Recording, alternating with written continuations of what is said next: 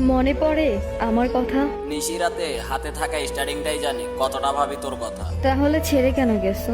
আমার আড়ালে তোমার লাইফে অন্য কেউ প্রবেশ করেছে, তাই চলে যেতে বাধ্য হয়েছি। ও, পারলে না যুদ্ধ করে থাকতে?